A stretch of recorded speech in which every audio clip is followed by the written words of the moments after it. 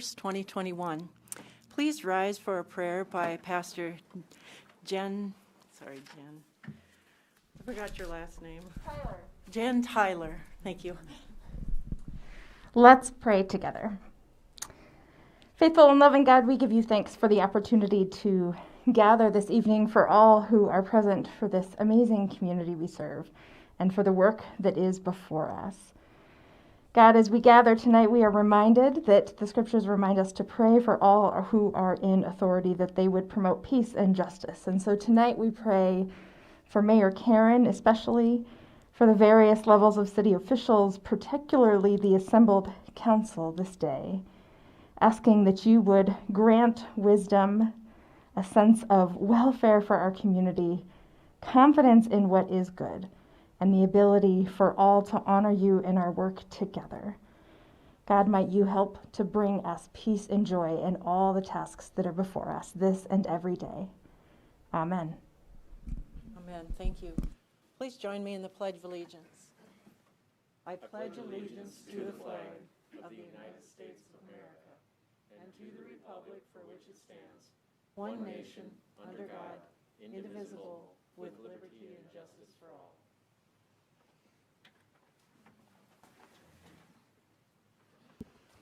Roll call, please.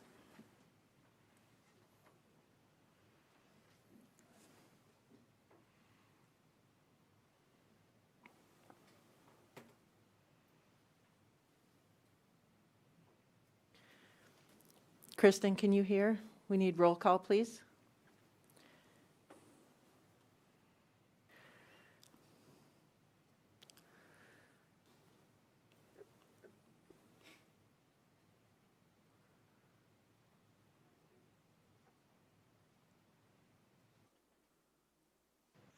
I thought it was just me. Yeah, thought we were going deaf. I'm doing pretty good. I get to have cataract surgery tomorrow Here we morning. go. How exciting is that? Well, I'm looking at that Good same evening, option. council members. Can you hear me now? Yes, Okay, I can hear you, Mayor. very good. We've already gone through our prayer and our Pledge of Allegiance, and we are now ready for roll call. So, Kristen, roll call, please. Okay.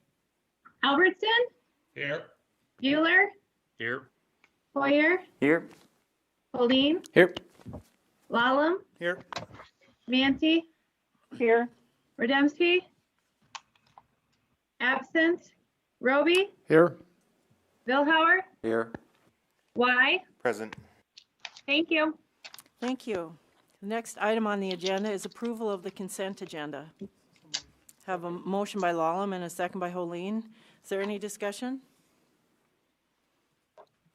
All right, all those in favor signify by saying aye. Aye. Pretty slow. All those opposed signify by saying nay. Motion carries. Okay, the next item on the agenda is the public comment period. And that's the time set aside for anybody who wants to speak about any item that is not on the agenda.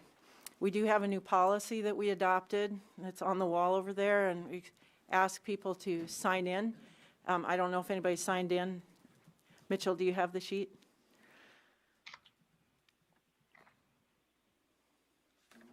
Has anyone signed in?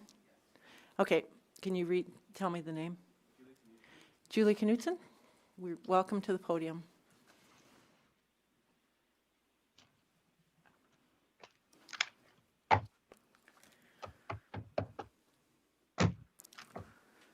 Good evening. Julie Knutson, Executive Director with the Watertown Convention and Visitors Bureau. 5 minutes, I don't know. Can I do it in under 5? I just wanted to come with a little bit of good news, share a little bit of what we've been doing in our office in the last, well, obviously busy all the time, but this week has been exceptionally good news. So just a reminder, the North Star Athletic Association, I think a lot of you remember in 2018, I'm going to have to take this off. In 2018, came here with their men's and women's Final Four basketball championship. We were the first neutral championship site for the NAIA conference, and in 2019, we acquired the NSAA Super 6 Volleyball Championship in addition to basketball.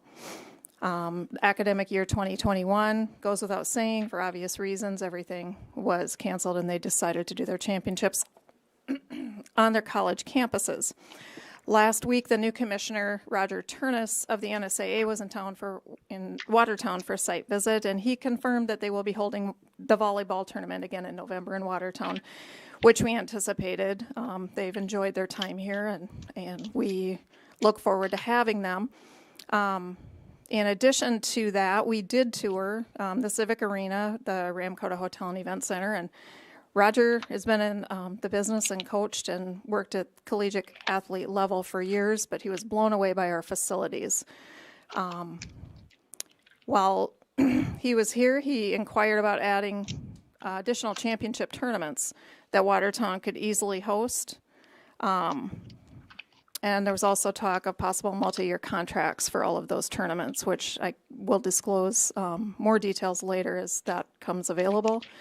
There was also mention of possibly attracting one of the NAIA national championships here to Watertown. Needless to say, Roger was very impressed with what he saw. We toured a couple of other facilities while he was here. We're very equipped to do any of the things that he talked about wanting to do here.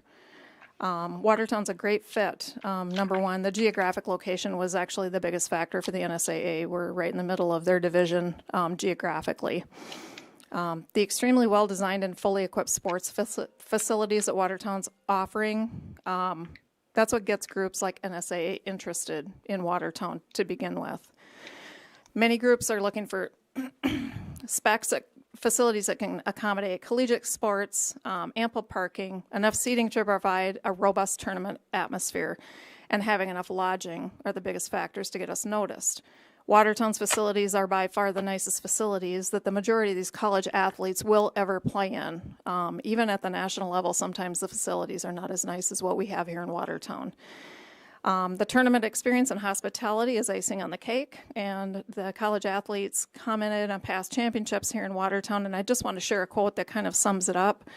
One of the Super 6 volleyball athletes said in a survey that they were given after they were here in 2019, it felt like more of an honor to be there. It made all of the work that we put in worth it.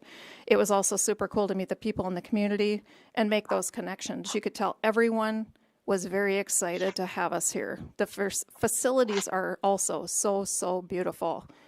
The whole thing was great. I think this really speaks to Watertown as a whole.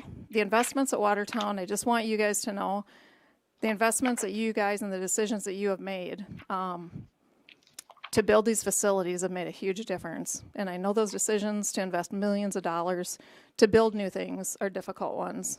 But I just wanted to let you know, with what Watertown has built thus far is spot on. The NSAA didn't happen overnight, but without the facilities that we have here today, it would have never happened here in Watertown.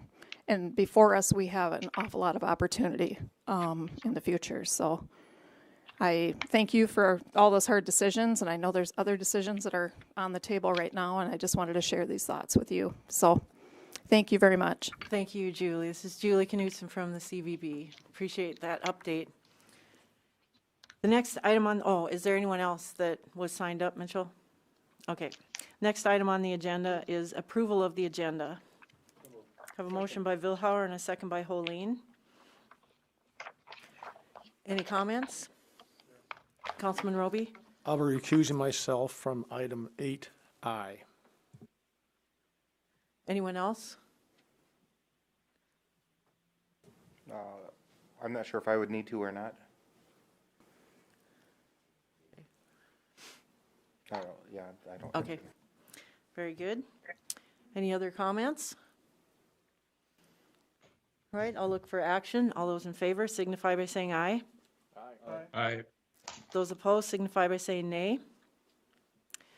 Motion carried. The next item on the agenda is the Mayor's State of the City report, and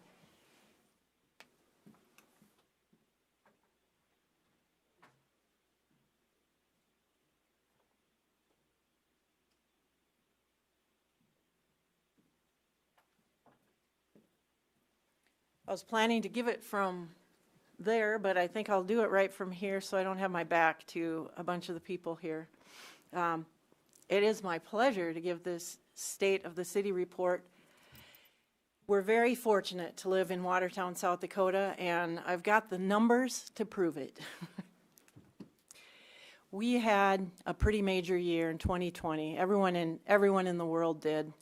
COVID dominated our lives, and there was so much uncertainty around it, and we didn't know what it was going to do to our economy, what was it going to do to our community.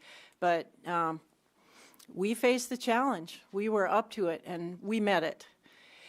Ironically, we were already well into the process of adopting the 211 helpline in conjunction with the county and the United Way. And the 211 helpline is a non-emergency helpline to call for any kind of need that you might have that's not an emergency. And we were thinking flood control, where do I get sandbags, which it'll be great for that in the future. We did kick off the 211 helpline on February 11th, 2020, and then it became tremendously useful throughout the year for COVID questions about where to get assistance and what to do and all of that sort of thing. We formed a unified command team, and there's really a huge task force that came together. I apologize very much. I was just wondering, should we share the slides on Teams, or can we share the slides on Teams? I apologize. No, thank you. I didn't know if anybody could see that. I don't know how to do it. So. Is that possible from your end, Mitch?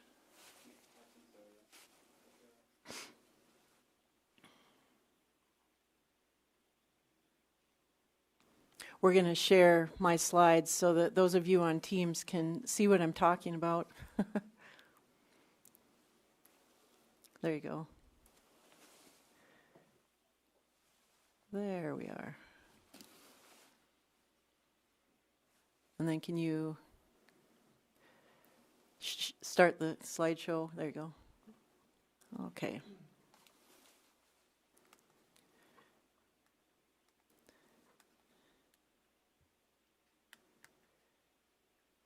I'm stuck.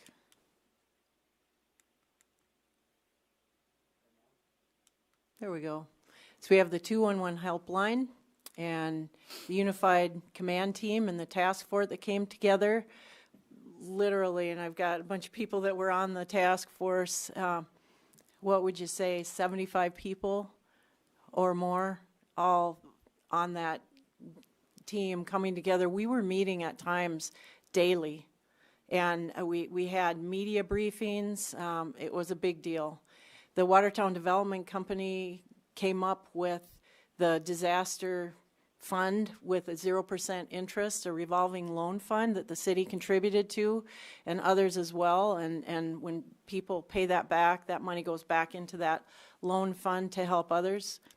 The chamber did gift card promotions, which generated support for some of the businesses that were closed down temporarily. We did a food giveaway, and I say we, organized by our own Councilman Y, which helped feed children who normally got their meals at school, and school was closed down, but also lots of people that were in need of food were literally thousands of people were served by that food giveaway, and it was really an effort of lots and lots of volunteers. You know how many volunteers were involved, Councilman? Yeah, thanks, Mayor. I don't, but we had actually so many volunteers we had to turn them away. Yeah. That's how great the response was. So there was waiting lists that time for people to volunteer. Yeah, that's just amazing. And a great need, and the need was met. And support groups were formed. It really was touching to be part of this community when things were coming together. We also were in the middle of a contest to win the title of the strongest town, and while COVID was setting in. And when I heard about this contest for the strongest town, it was put on by Strong Towns organization, which is a group I follow. Strong Towns supports sustainable community growth and development, and I'm a big fan. And when I saw that there was a contest, I knew it had Watertown's name written all over it. Multiple people in the community helped me to put together the application form. We went through the process.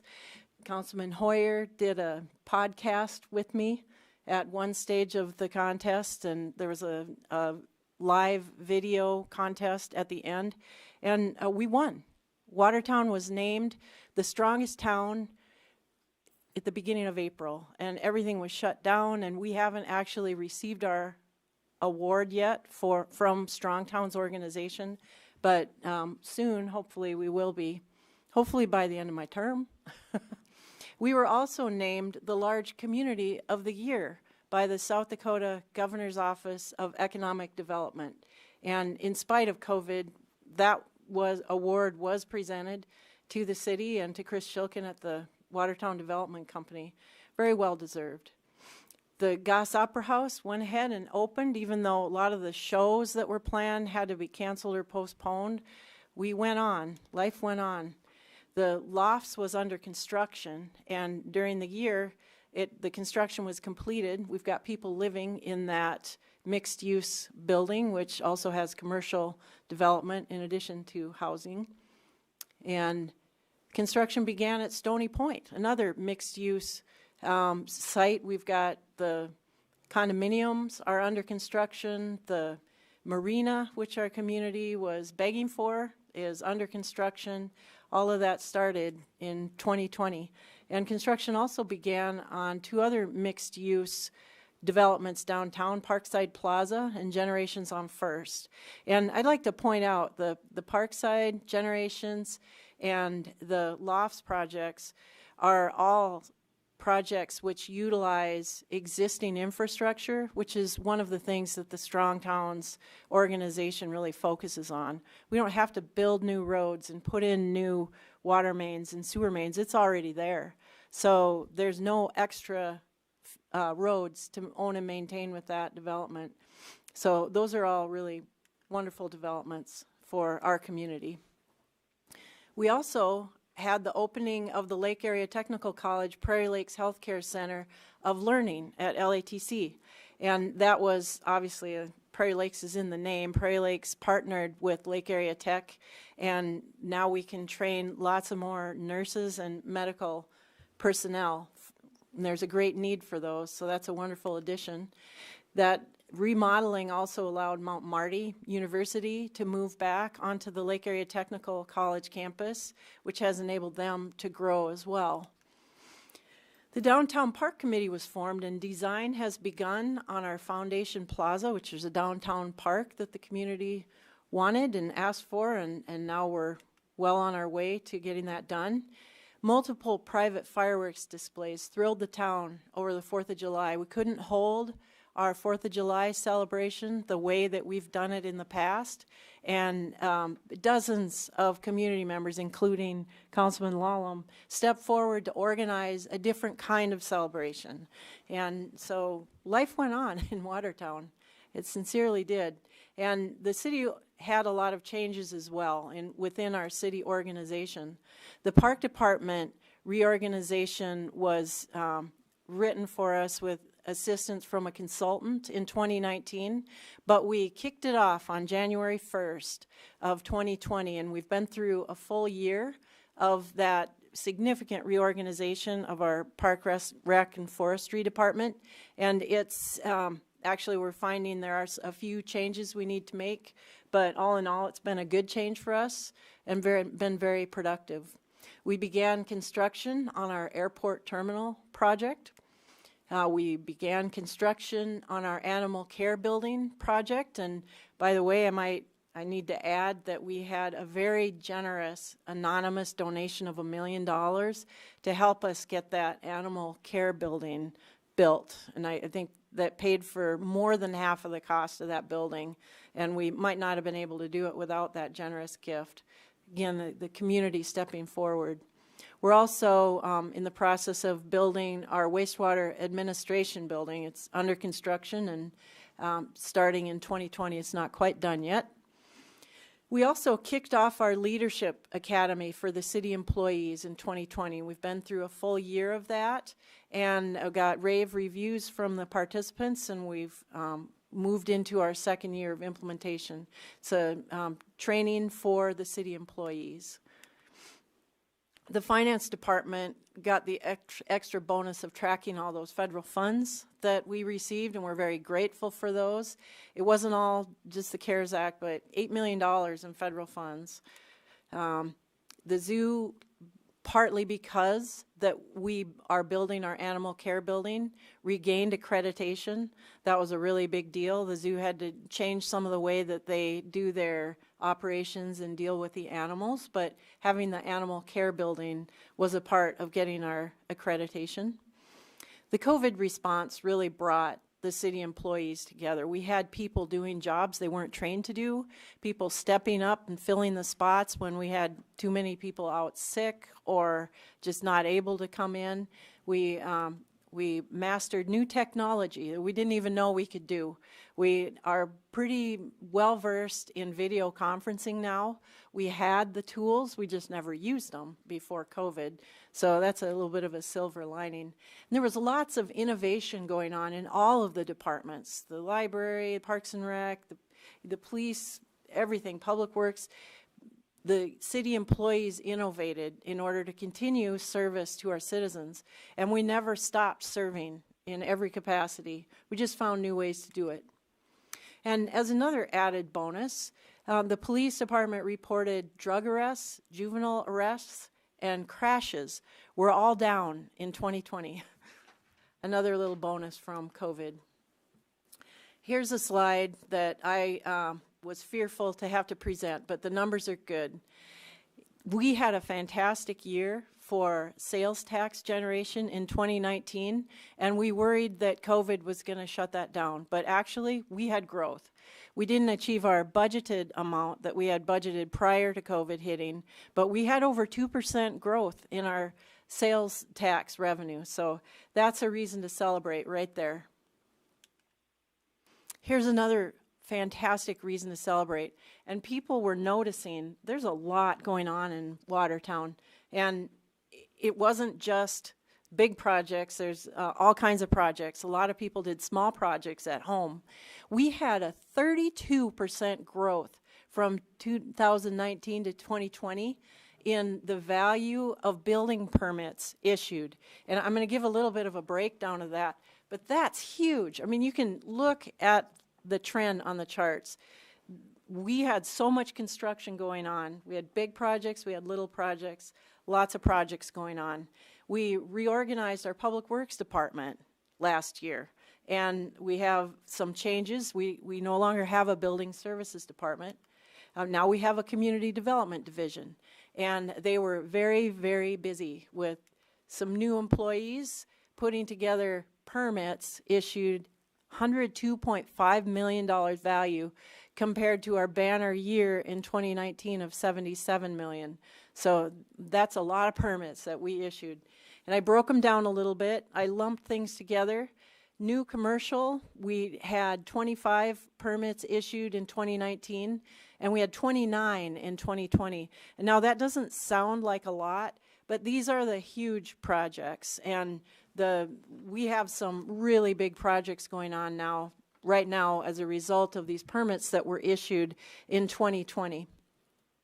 We also actually had a decrease in commercial renovation permits issued, but that was more than made up by the residential single-family permits, and these are all different kinds, from new construction to reconstruction and remodeling.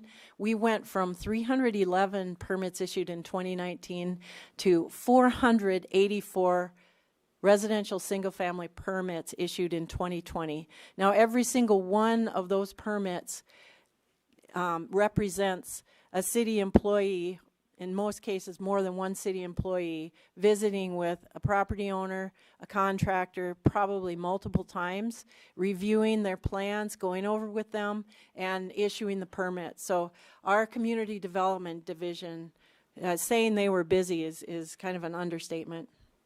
The engineering department was also very busy in the last year. They managed 43 projects with a $49 million value. And in every category, they had more permits issued in 2020 than they did in 2019. And again, this is with a lot of some really new employees just learning how to do things. So it was sink or swim kind of a year for new employees. We issued 22 grading permits compared to 19 the year prior. 59 sidewalk repair permits compared to 38 the year before, and 47 street cut for utilities permits compared to 33 the year before. So people were very, very busy. Now, this is a slide that I'm excited to share.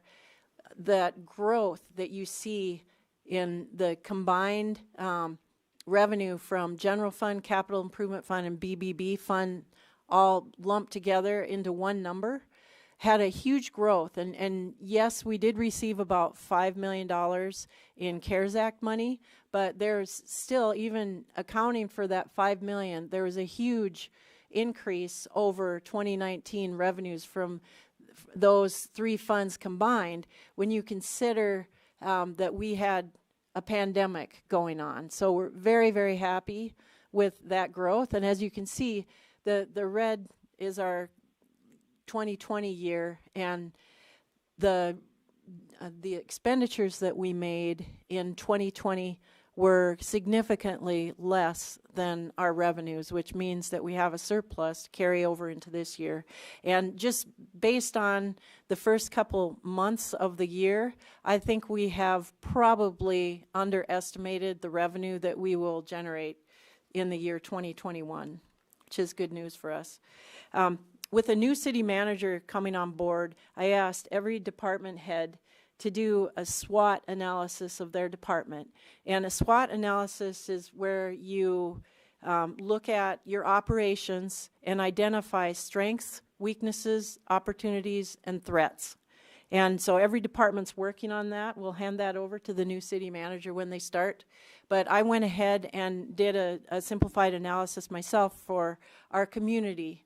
And under strengths, these are the things that caused us to be named the strongest town. We're a home rule community. We own our own utilities. We're an education hub for our region. We're also a healthcare hub for our region. We have natural resources like nowhere else, and abundant natural resources, which leads to really nice recreational amenities in our community. And public safety is the best that you'll find anywhere, right here in Watertown, South Dakota.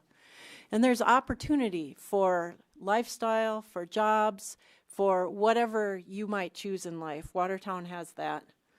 Our weaknesses, well, we have those too, unfortunately. We did a housing study. We know we have a housing shortage. We also know we have far fewer people looking for jobs than we have open jobs. That is creating a workforce issue for us. We need to increase our workforce numbers to allow our employers to grow and expand like they want to. We also have limited revenue tools for our city organization. And there is a false perception of limited entertainment options, and this is perpetuated on social media, and I hope we can overcome that someday. We really do not have limited entertainment options in this community. There is so much to do here. Our opportunities that I listed, again, I mentioned the education hub because that really is an opportunity. They fill those classroom chairs as fast as we can build them, and we want to continue to do that with both through our tech school and the university that's here. We have land availability, and we probably take that for granted, but a lot of communities are landlocked, and we are not. In Watertown, we have abundant land which will be easily developed for growth in the future. We also have wonderful transportation infrastructure from the fact that we have commercial airline service at our airport. We have a really great airport here, but we also have an interstate right by our community, and we have state and federal highways networking through our town. And our town has a really great transportation network. So this is an opportunity which allows companies to come here if they want, allows companies to grow. It's attractive for people to live here because the transportation infrastructure is great. And there's lots of capacity for growth. The threats, well, we know periodically we flood. That's a vulnerability that we have that we can't forget about. It's easy to forget in dry years, but at this time last year we were just starting to come off a flood preparedness event. We thought that we did have a good possibility of flooding, and we have flooded probably at least 2 or 3 times every 10 years. So that's something we can never forget. We are pretty heavily reliant on the manufacturing industry, and it would be nice to diversify that if we could.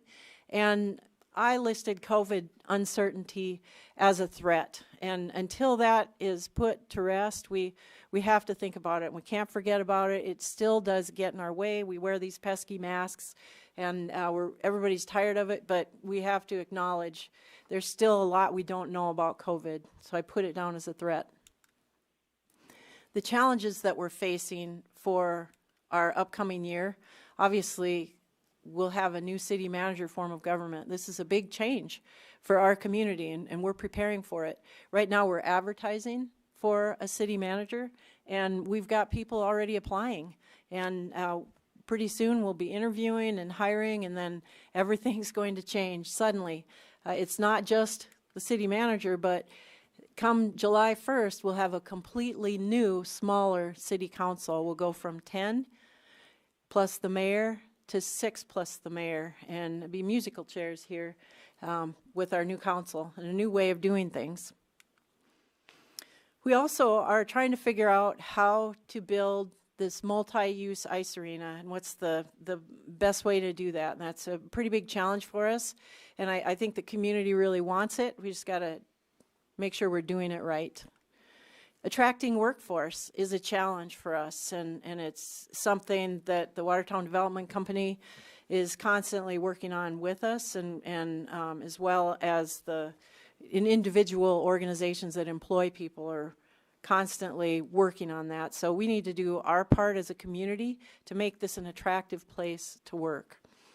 We also need to provide housing for a growing workforce, and that's an issue that I feel like we're addressing very aggressively right now, but we can't stop because even though we have had lots of new housing units built in the last couple of years, we are still not filling the need, and we need to continue to do that.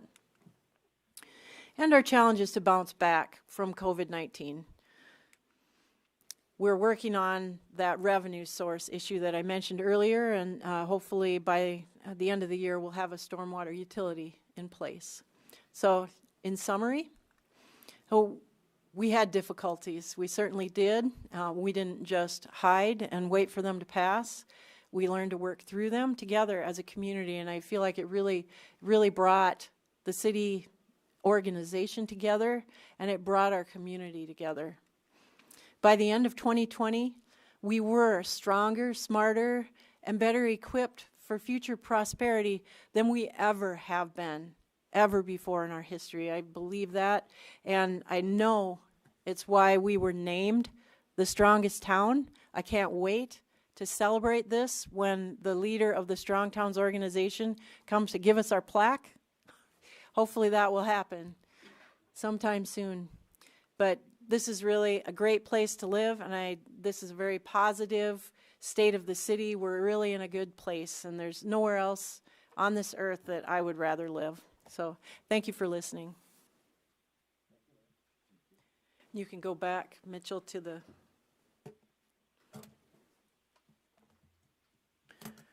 regular screen, and the next item on the agenda is appointment of the police chief. And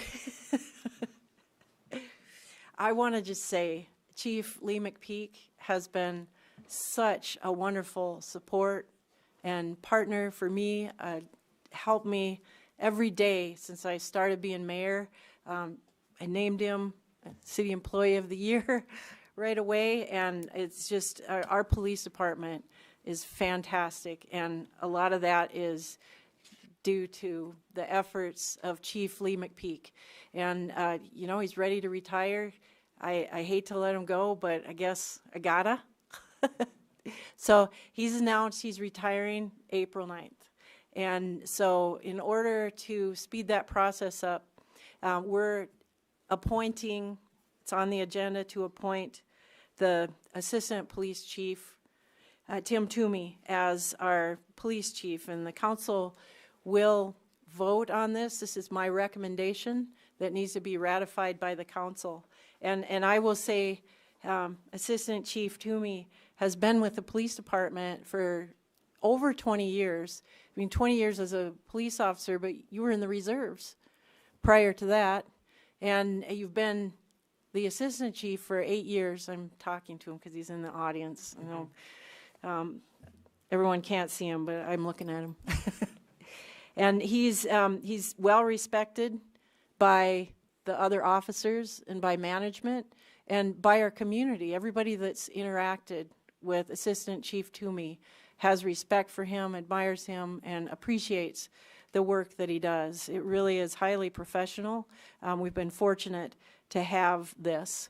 And Assistant Chief Toomey has a military background before he became a police officer, and actually was a licensed electrician as well. So has some skills working on bombers and stuff. But he's a person with a bachelor's degree in criminal justice, and he's been through leadership training at the FBI Academy in Quantico.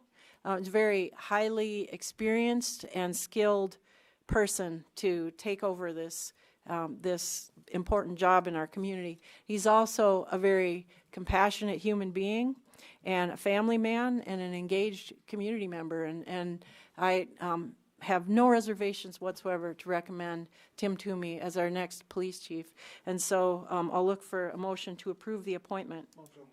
Have a motion by Lallam and a second by Y. Any discussion? Councilman Lallam? Thank you, Mayor.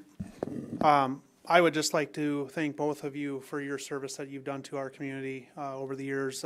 Always been professional, never heard negatives. When you have met with people, it's always top-notch and very professional. I want to thank you for your service, Lee.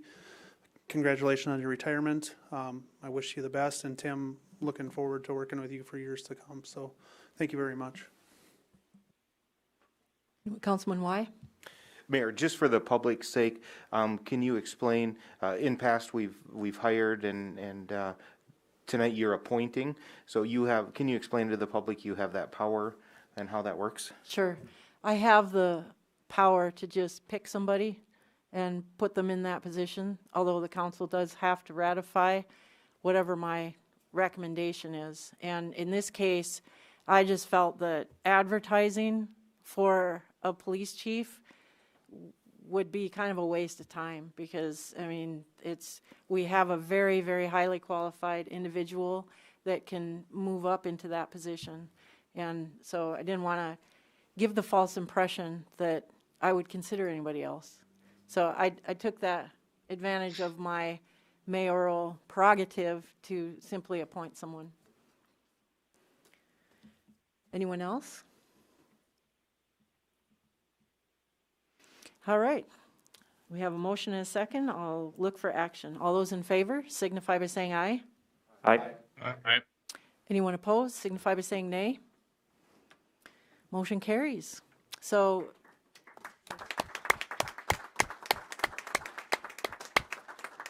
Assistant Chief Toomey will become Chief Toomey at 5 o'clock on April 9th. Tim, did you want to say a few words? Sure, please.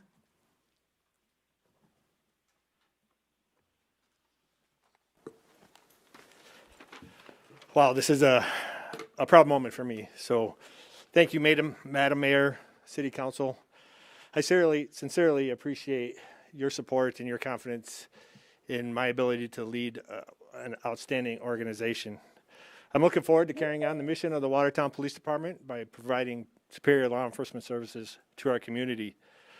Using a phrase attributed to Sir Isaac Newton, I will lead the Watertown Police Department by standing on the shoulders of giants. For the last 20 years, I have worked for and surrounded myself with great leaders inside and outside our department. I have served as the assistant chief under Chief McPeak for the last 8 years. It has been absolutely an honor and privilege to work under him. He is one of those great giants. Chief McPeak has served the Watertown Police Department for 27 years with honor and integrity, and he will be truly missed. He has been a mentor and a coach not only to me, but to our entire department. Chief McPeak most certainly has set a high bar and will leave big shoes to fill. His sacrifice and service has been nothing less than inspirational to our whole department. Madam Mayor and City Council, with your appointment, it is now my obligation to carry on the tradition of excellence that has been established by Chief McPeak and all the chiefs before him. The men and women of the Watertown Police Department and this community deserve nothing less. I will work hard to lead a team of men and women who truly care about our community. This will be accomplished through community relationships, transparency, and high moral character. I will always strive to be a leader with courage, humility, integrity, transparency, and fiscal responsibility. Again, thank you for affording me the opportunity to serve Watertown as the next chief of police. It is an honor that I will forever be grateful for. Thank you. You are welcome. And now you can go to work trying to find your replacement. Mayor, Yes.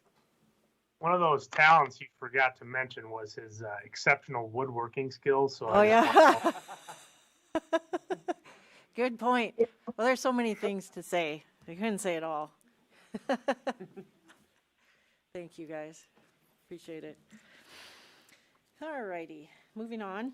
Item C is the second reading of ordinance number 21-03, supplemental appropriations and budget line item transfers. And I will ask the finance officer, Kristen Bobzien, to tell us about this. Thank you, Mayor.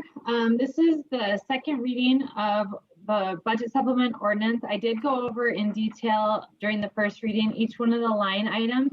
Nothing has changed since the first reading. If the council has any questions on a specific item, I can touch base on it. If not, I would just ask for approval of the ordinance and the budget line transfers. All right, thank you. And I need a motion and a second to enter into discussion. Motion by Vilhauer, second by Roby. And are there any questions or comments from the council? Councilman Vilhauer? Kristen, I would just ask, because it does come up quite frequently. I'm looking at the capital improvement sales tax fund. I mean, we have streets that blow up every winter that we have to address on an emergency type basis. Let's say that something like that significantly does happen again. How do we pay for it if it's over and above what we are budgeting? The city does carry an unreserved fund balance in the capital improvement fund. A lot of times what happens is that's set aside for some of the other projects. So there is definitely a threshold. If a project would go over, come within, I would say probably around that 200, 300,000, we kind of have a little bit of a cushion. Anything above and beyond that, the council would probably have to take a deeper dive into funding that project. Thanks, Kristen. Yep. And our appropriation ordinance doesn't itemize all the projects, so until we get toward the end, we're not really violating anything, but the appropriation does help us to see where we stand, do that periodically. I appreciate that Kristen does that. Any other comments or questions? All right, I'll look for action. All those in favor signify by saying aye. Aye. Anyone opposed signify by saying nay. Motion carries. Item D is approval of resolution number 21-10, adopting the boundaries and approving the project plan of tax increment financing district number 16 within the city of Watertown, South Dakota. So moved. Have a motion by Holeen and a second by Lallam. And I will ask the city attorney, Matt Roby, to tell us about this, please. Thank you, Mayor. TIF districts number 16 will be a roughly $9 million multifamily housing development that will be located approximately on the site of the old Palace Apartments, as well as it will include some of the adjacent property to that as well, and it'll be directly to the east of the expected downtown park that will be coming soon. The district is expected to generate roughly $2.73 million in estimated increment revenue over the life of the TIF, and the project costs, the eligible project costs, are estimated to be roughly $2.5 million. And this tax increment financing district, similar to the last one, TIF District 15, is also being classified as an affordable housing project under codified law. And I expect Chris could be there to answer any additional questions on the project. All right, thank you. We have the Director of the Watertown Development Company here, Chris Shilkin. You want to say a few words, Chris?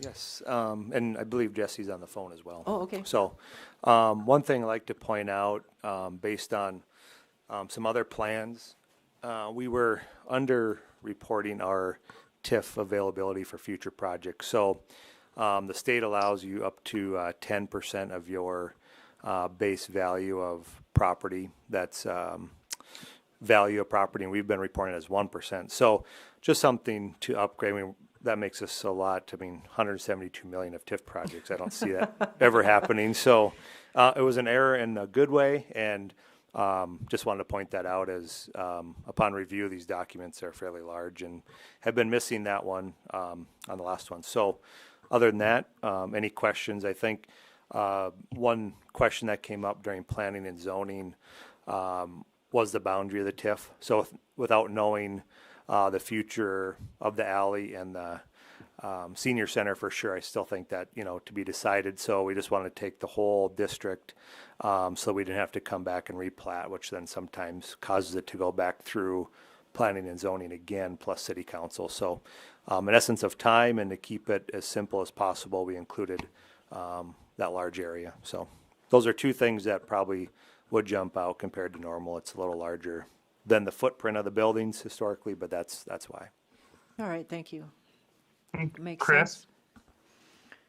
Yes, Matt?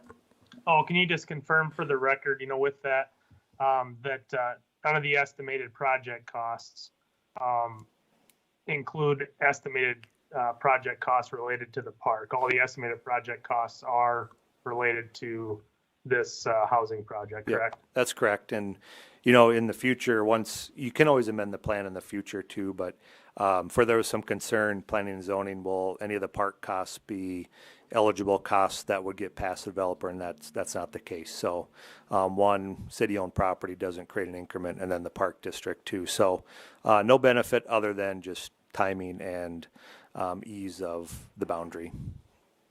Okay. And Mayor, I would note one other thing prior to discussion here is that there will be a development agreement that will be coming forward at a future date. I think that there's still some moving parts regarding the financing to be solidified prior to bringing that development agreement forward. Okay, thank you. Jesse, are you on the line? Jesse Craig, Yes, I am, Mayor. Owner. Did you want to say a few words? No, I'm just excited for the project, I guess. I'm excited to see the downtown park come to fruition. I think this will be a great combination of the downtown park and the new project. So excited to see it come together. Me too, thank you. Is there anyone else in the audience that would like to speak about this issue? I see a lot of people here. I think I know why you're here, but just in case you're here for this one. All right, council, any questions or comments? Councilman Vilhar? Chris, you're tired of hearing the same question from me every time, but as I understand it, the school district, again, is kept whole through the terms of this TIF? Correct, yep. And I'll add one thing too. We kind of went through the same thing on TIF 15, so I'll reiterate for 16 is the affordable definition is not set by the city, the development company. It's set by the state and federal guidelines. So just want to throw that out and that's attached to the plan. The rent rolls based on each unit bed count number. So just want to clarify that in the public. So Okay. Thanks, Chris. Thank you. Anyone else? All right, I'll look for action. All those in favor signify by saying aye. Aye. Aye. Anyone opposed signify by saying nay. Motion carries. thank you. Thank you, Chris. Thanks, Jesse. Item E is approval of resolution number 21-12, approving the plat of Wilson addition to the municipality of Watertown in the county of Cottington, South Dakota. Have a motion by Holene and a second by Hoyer. And I'll ask the Public Works Director, City Engineer Heath Von Eye to tell us about this. Yes, thank you, Madam Mayor. The applicants, Gary and Catherine Wilson, have submitted a plat to create 3 residential lots out along Lake Kempeska. These lots are adjacent to South Lake Drive. The property is zoned R1, single-family residential, and there is an existing home on what will be one of the 3 lots. The existing structures do meet setback requirements of the district. There are no issues or concerns there. The proposed lots exceed the minimum lot size requirements, so also no concerns from that perspective. I'll note that this plat did not require a development agreement due to existing infrastructure that's in place. However, a waiver of right to protest will be executed for any future infrastructure improvements that may occur along the frontage of these lots. Also to note is that there are some sanitary trunk sewer cost recovery fees that the 2 lots that currently do not have sanitary sewer service would be obligated to pay. And those have been noted through this process as well, so that the owners are aware of those fees. With that, Urban Planner Brandy Hanton is online with us. I will scroll down to the map of the plat, and I'm sharing my screen on Teams. And Brandy and I would stand by for any questions that the council might have. Thank you. Anyone have any questions? Councilman Hoyer? I just want to make sure, with the right to protest here, basically the way that would work is that as it gets developed, it's going to be expected that all the sidewalk and necessary curb and gutter gets put in. Yes, Councilman Hoyer. So to that point, at some point in the future, any public improvements along those lines could be the obligation to the property owner of these platted lots. So if we were to come in and rebuild a portion of South Lake Drive to require curb and gutter, for example, or do a sidewalk assessment to require sidewalk along there, this waiver of right to protest would cover them from challenging being assessed those types of improvements.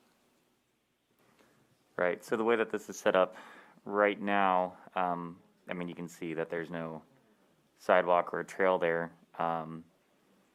But with this getting platted, as the new developments go in, are we just kind of treating this like a special case kind of thing because of the awkward placement? Or I'm fine with this developing this way. I like that we have the right, the waiver to protest in here, but I just want to make sure we follow through when that time is right and make sure we have those mechanisms to make that happen.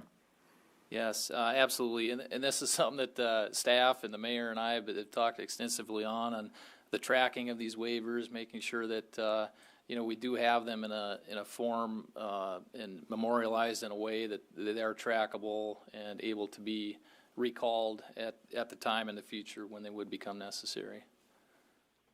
So that is a goal of ours, to continue to make sure they're memorialized properly, applied consistently, all the things I think I'm hearing from you as concerns that you might have.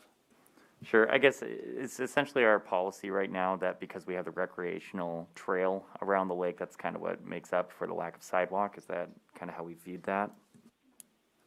I think you could theoretically say that could be the case. That's not to say that councils of the future wouldn't see some benefit to having sidewalk or other pedestrian connectivity like that on a more localized level amongst neighborhoods. But yeah, I would say that your statement could be theorized in that manner. We annexed a developed road doesn't meet our standards. No one had sidewalks. And it feels, you know, the history of development out there didn't include those minimum standards. But the city could order them at any time. The city has the authority to do that.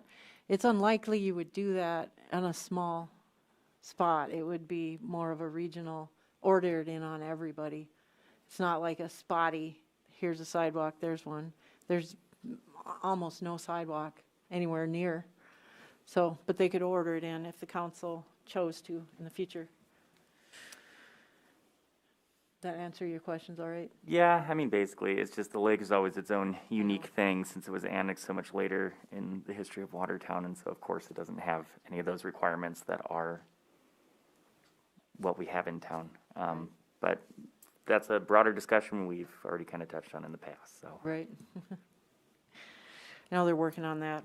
We'll probably see some discussion before the council for too long, just addressing that. Anyone else? All right, I'll look for action. All those in favor signify by saying aye. Aye.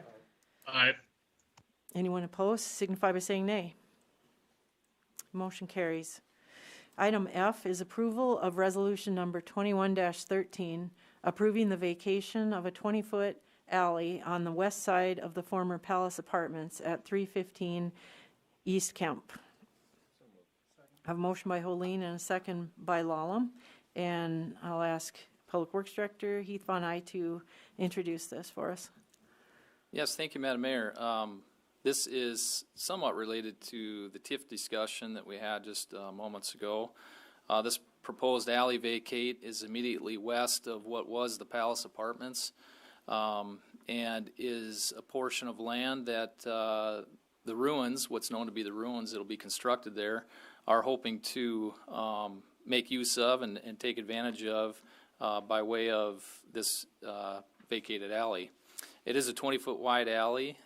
There are existing utilities in place that we would need to preserve a utility easement for until the point in time they are properly relocated and realigned outside of the footprint of the proposed building project area. So staff would administer and keep track of the necessary utilities, the easements that we would require, make sure that we're getting those, and then hold them in place until a point in time is appropriate to bring forward or vacating those easements. So long story short is I think we're covered. We've covered all our bases with utilities and the need for protecting and preserving the use of this alley at this point in time. So staff does not have any concerns with the vacate moving forward. This was presented at the Planning Commission and was recommended to be approved to the City Council. And again, Urban Planner Brandy Hanton is online, and her and I will stand by for any questions. Thank you. Okay, at this time, I will open the public hearing and invite anyone that is here to speak about this to come forward. Is there anyone here that wants to speak about the vacation of the alley? Anyone online? Seeing no one, I will close the public hearing and entertain council discussion. Are there any questions or comments? Hearing none, I'll look for action. All those in favor signify by saying aye. Aye. Aye. Anyone opposed signify by saying nay. Motion carries. Item G is the first reading of ordinance number 21-04, amending the zoning map of the City of Watertown, South Dakota for a portion of property located on the northwest corner of Highway 81 and 16th Avenue Northeast from C2 Local Commercial District to R3 Multifamily Residential District. And this is just a first reading, no action, but I'll go ahead and ask Heath to tell us about this, please. Yes, thank you, Mayor. I'll show a map here of this area for some context of the discussion. Here is the proposed area of rezone.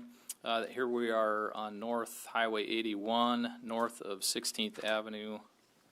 I'll zoom in a little more. North of 16th Avenue Northeast, and of course Highway 81 is also known as 4th Street Northeast. But this portion of C2 is being proposed to be rezoned to R3 to accommodate some future high-density residential development. This, again, was ran through the Planning Commission as it customarily would be, and was recommended for approval to the City Council.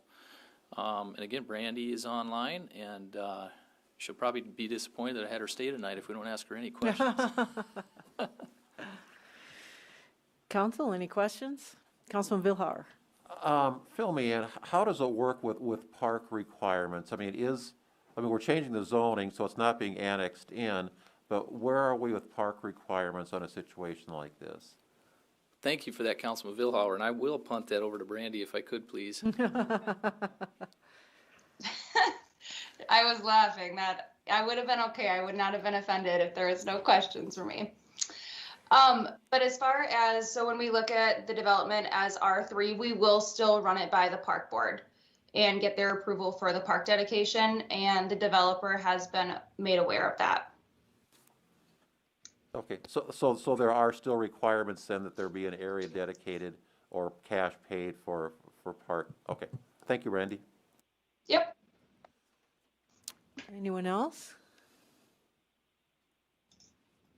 All right, thank you.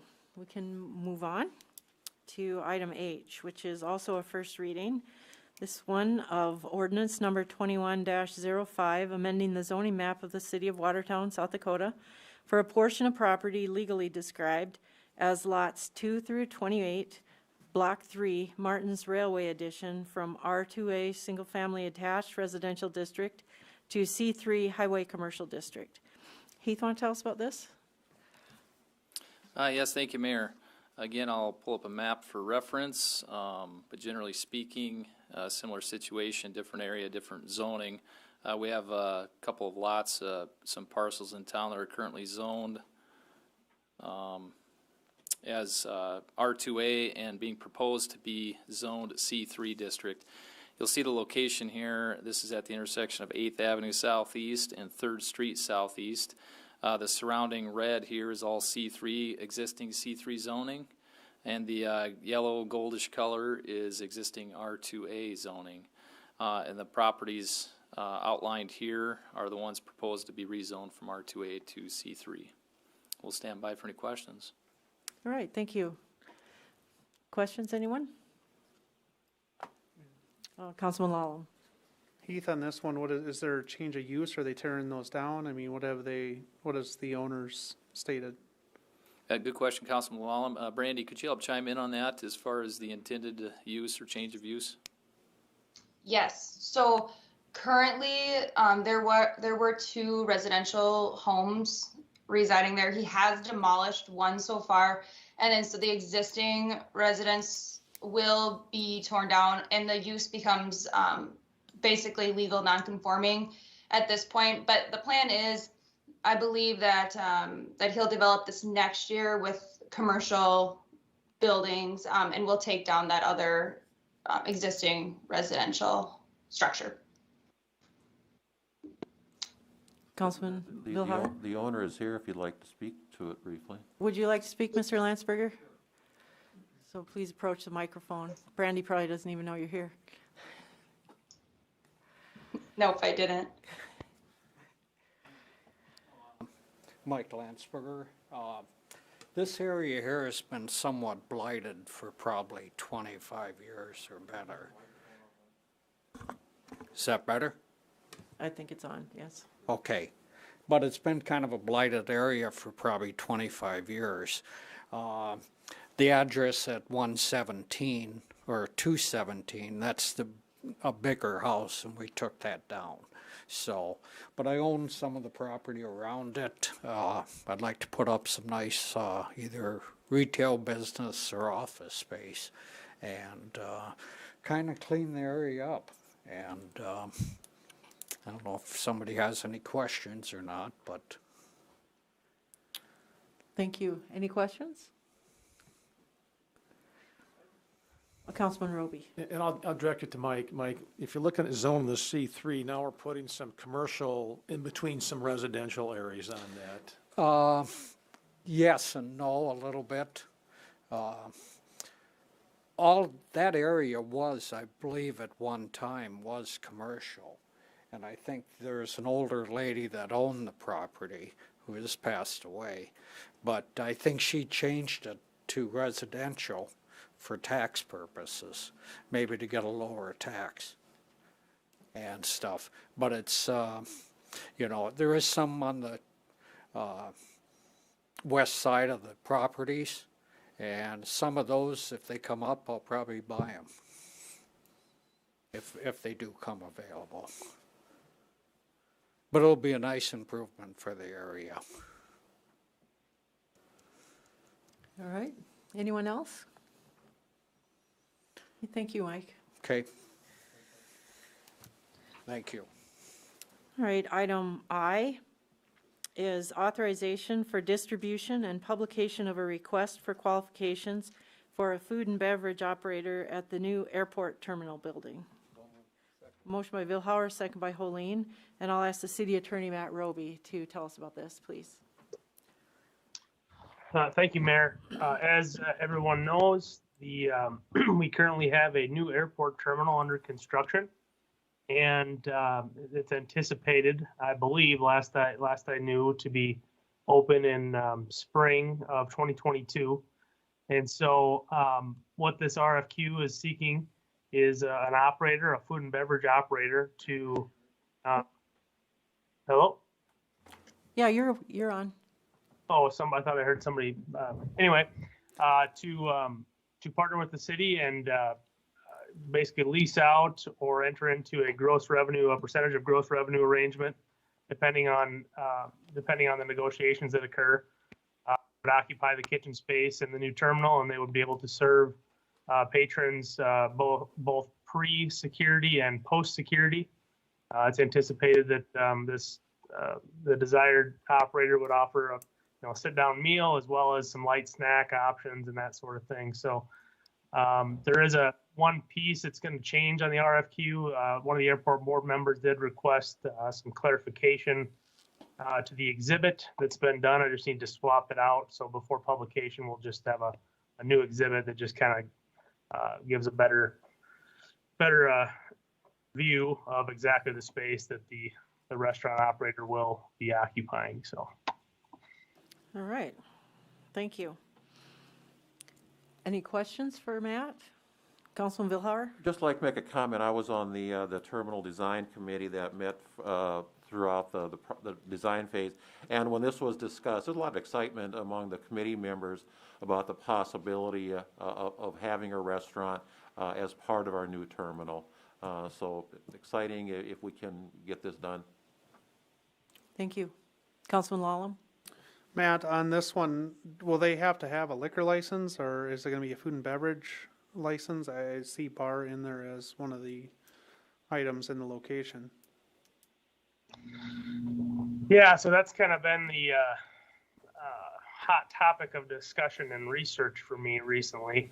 Long story short, I think that there is a desire, from my understanding from the airport board, and I expect the city council as well, to have alcoholic beverages as part of the operation there. I guess we'll kind of wait and see what the proposer, assuming we get a proposer or two, what they would like to do. If maybe they currently have an op or a license that they could utilize and move there. The other option would be for them to apply for the full service restaurant license. But a third option, there is a provision in statute that allows airports, municipally operated airports, basically the city would apply for its own liquor license, a full on-sale liquor license, and they would partner with an operator to run that business. Now, if that's the route we decide to go down as a city, you'll have to weigh that with the 24 or so licensees in town if we would like to choose to add another on-sale licensed operator in town. But that does appear to be an option that is done in other cities. So. Interesting. Okay. Thank you. Other questions? Mayor, I'll just note too that this was ran before the airport board, and they of course were in agreement to get the request for proposals out as well. And of course, Matt and I have been working closely with Todd Syrie, the airport manager, on his input in putting this together. So I'd like to thank Todd for his research. He's helped perform too, and looking at what other airport terminals are doing to secure restaurant services in their terminals. So the timing of this, we do want to give whoever is selected as the restaurant service provider time to get acclimated to the equipment that we're providing in the construction of the new airport terminal, and of course have any lead time or any order time for equipment or specialized equipment that they may need to provide services. So that's why we've brought this out this far in advance of opening the terminal.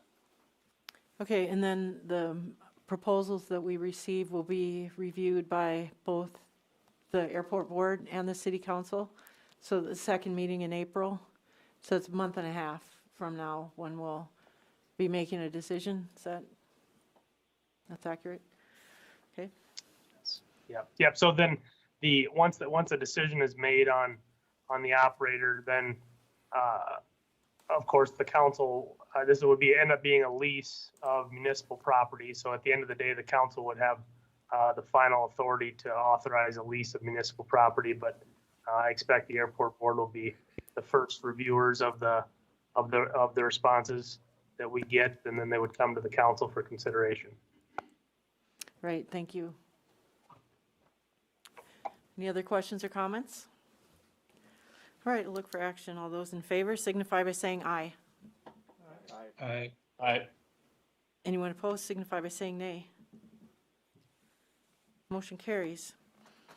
Item J is approval of memorandum of understanding between the city and the WPOA to allow starting pay for 911 dispatchers to be higher than step 1 with the approval of the WPOA. We have a motion by Lallam and a second by Y. And Matt, you want to tell us about this, please?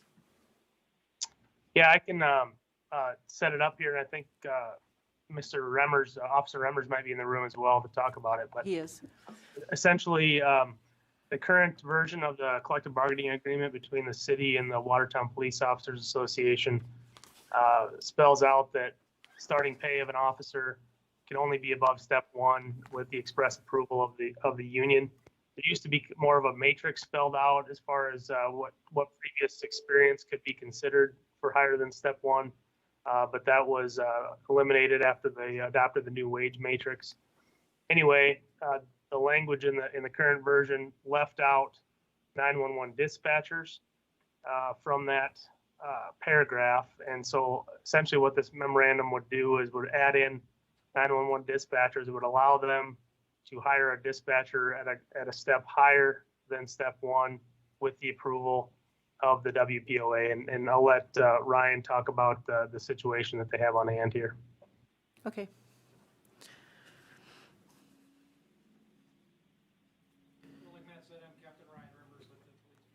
Supervise our dispatch center.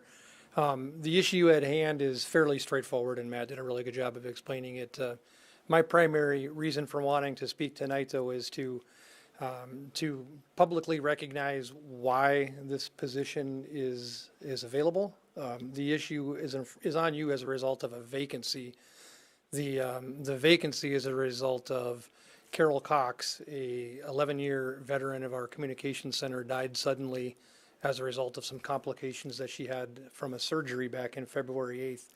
So just like to say that we were all very saddened to see Carol go, and we continue to be saddened, but we are pressing forward and would like to hire a replacement for Carol, which spurred this issue here. So again, just like to publicly recognize Carol's service to the Watertown Police Department for 11 plus years.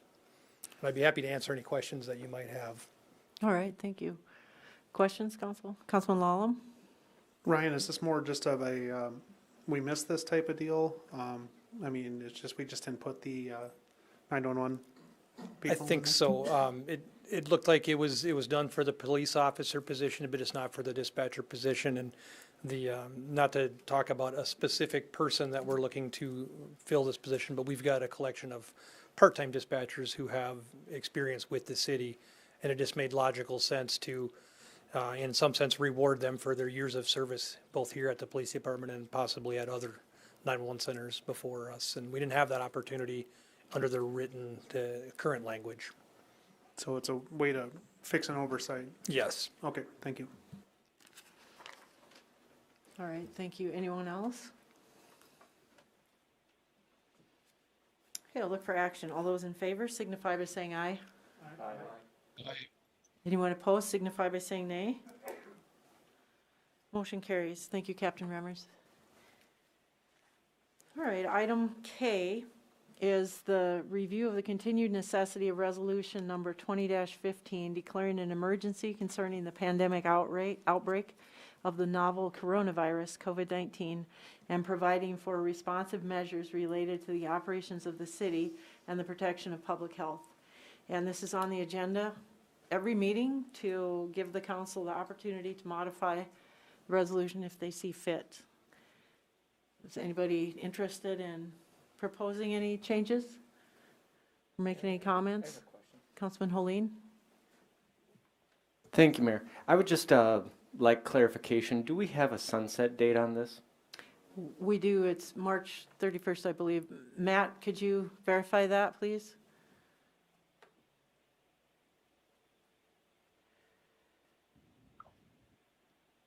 Yeah, let me just pull up the latest version here. It's not on the agenda, correct? No, it's not.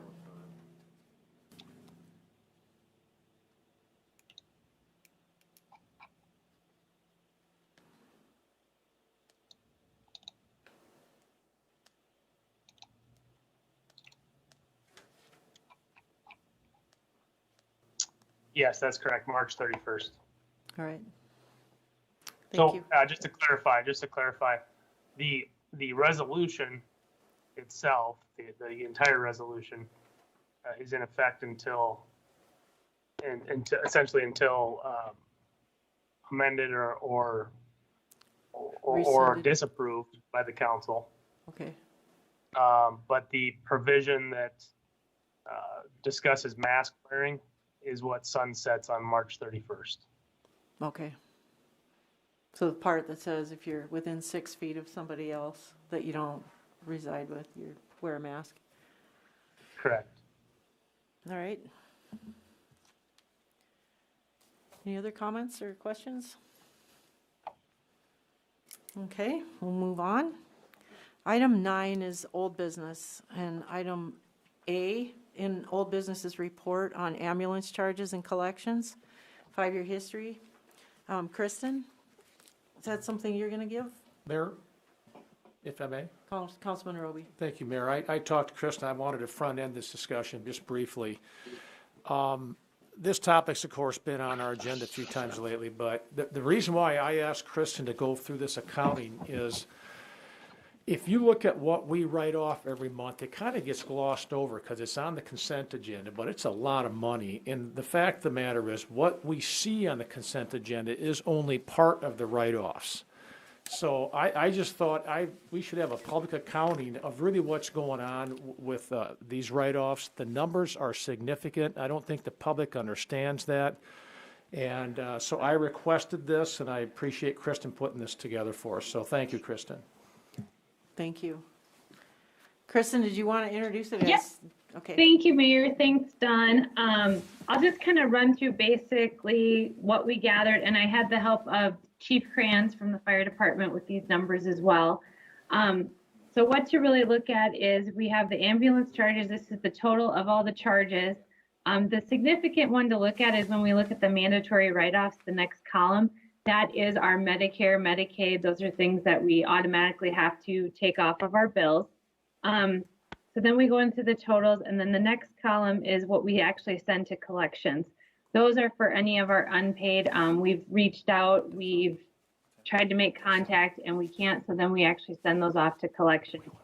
So when we see before the council, the ambulance write-off sent to collection, that's that total column right there. If we go all the way to the end, the 2 percentage columns, the first one is the percent we receive off of the original charges.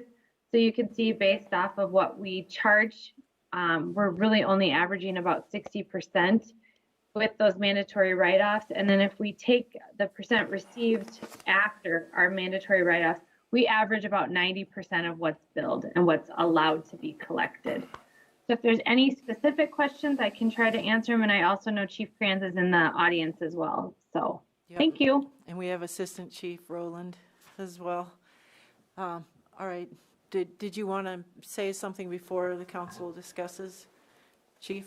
Well, I would just like to reiterate that, you know, our mission, we're there for the community, the taxpayers. We are heavily subsidized off the first penny sales tax through the general fund. And, you know, this is not something that every time an ambulance goes down the road, it generates $1,000 bill, and we recover all those funds, as you can see. So our job is pretty tough to make sure we keep those numbers up. I think the one that is really important that we watch is the percentages and stuff, because just because we increase ambulance rates, let's say $100, we look at other communities and we want to kind of stay in that ballpark to keep that, you know, with those write-offs, the Medicare write-offs, we take that Medicare assignment that does not raise the ambulance revenue that much, because about 60 to 64% of our business is Medicare and Medicaid. So, you know, we're taking those assignments at, you know, that 20 to 45% cost. And so what it really does is, you know, our insurance runs about that. People with insurance runs about that 24 to 26%, you know, on average, and our private pays are that 13 to 15%. So those are the two that it really affects. And so I think the important thing to know is once the council approves these write-offs, they go on to collections, and the collection agency works really hard. I will say, before it gets there, our billing service has done a great job of really working hard with these folks to try and work with them to make even the smallest payment to keep them current and stuff. So there's a lot of work done before it goes to collections, and then after it goes to collections, we write it off out of our billing. So those revenues that Kristen talked about that we pick up, those go into a different account, into a different miscellaneous revenue. So you know, it's a process. So. Mitch, is there any way we can share that right now? Yeah, do you want it tipped this way? Probably, huh?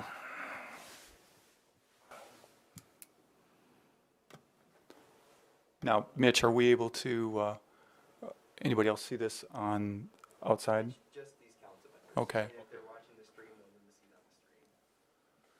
So with that, those, as we go across there, those total revenues and things, we look at those averages kind of hang pretty tight every year.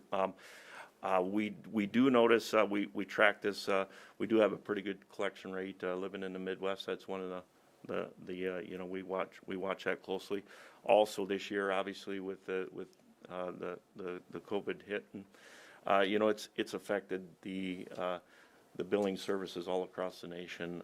We're noticing a little bit of an increased tick on our collections and stuff, and our write-offs that we have to go to collections. So with that, I guess I'd entertain any questions anybody has. Thank you. Councilman Villar? Guys, we're seeing a 5-year history here. You've both been around longer than that, obviously, in Watertown. Is this fairly typical of what it was prior to that 5-year period, or are we seeing some changes in recent years? Yeah, I think that's been those percentage rates have been pretty consistent all the way since my 10 years as chief. So yeah, we watch it closely, and yes, that is very consistent. And Glenn, also, we probably see about an increase each year in ambulance calls by about 3.5% to 4% on average. So I would say that's pretty consistent. Thanks, guys. Kristen, you should mute your typing. We can hear you typing. Any other questions? Councilman Roby? Just a comment.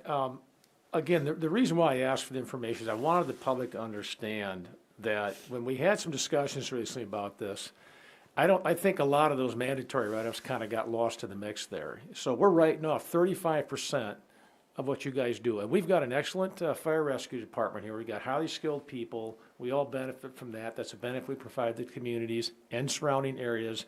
But I think it's important we understand the costs and that, you know, their costs are going up too, and that we got to be mindful of that. And just the way the discussion went over the last few months, I wanted those numbers to be front and center. Thank you. All right. Thank you. Okay, the next item under old business is the discussion regarding the special event license limitations. And we had a few inquiries and a request to put this on the agenda. The question has arisen as to the intent of the special event license. Ordinance section 2.01181 says pursuant to SDCL 35-4-124, the City Council is authorized to issue special alcoholic beverage licenses, including any combination of such licenses for a special event. Issuance and authorization is permitted only to the person or entity and location specified on the application. And then section 2.01184 says no person or entity can be issued special alcoholic beverage licenses for more than 4 special events within any calendar year. So the questions are, can a different entity have more special events at a single public or private location which has already held 4 special events for other entities in the year? For example, could the Cottington County Extension Center hold a 5th event over the course of a year as long as the events were not for the same entity? And is 15 days an appropriate limit? And I think we know why the state chose that, is to cover Sturgis. Is it reasonable that a single event could last the full 15 days and cover the course of 3 Saturday nights? Is it a single event if an event discontinues for a day or 2 or 4 between happenings? What constitutes an event? And I think the council could address that. To date, only 1 special event license has been issued, and so we don't have any patterns to look at. While a single location may be utilized by many different groups holding events covering every summer weekend, does the limit of 4 events in a year apply to the location? Or does it apply to the entity? What does it apply to? So we may need some clarification on this, and I see there are people that are waiting faithfully through this whole meeting. Can you raise your hand if you intended to speak? 1, 2, 3, 4, 5. Okay, I'm going to ask you to limit your speaking to 3 minutes, just in the essence of time, but each one of you is welcome to come to the microphone and say what you have to say. And who'd like to start? Just go ahead and come forward.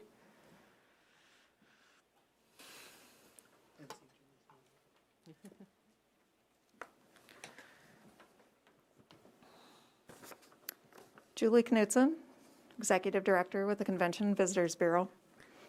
I don't necessarily have the same dog in the fight as the rest of these folks behind me do, but I do want to just, from the CVB standpoint,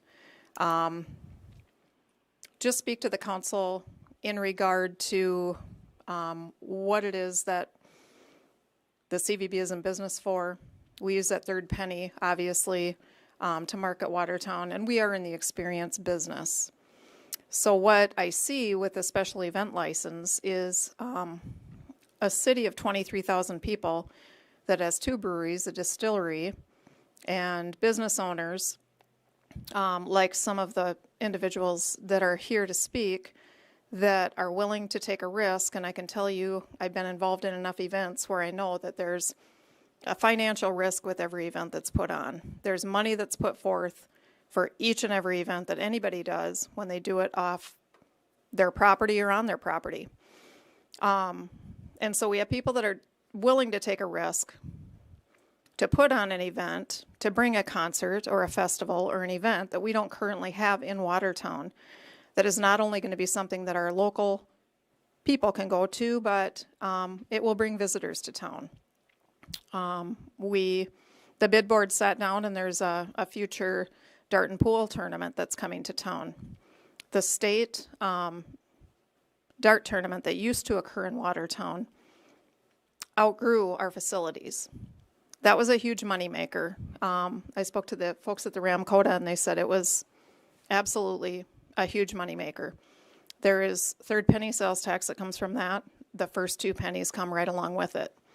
So I just would caution you to, as diligent as you want to be with policy, to work with these individuals who are sticking their neck out and bringing in events that will bring visitors to Watertown, that they will leave their money behind.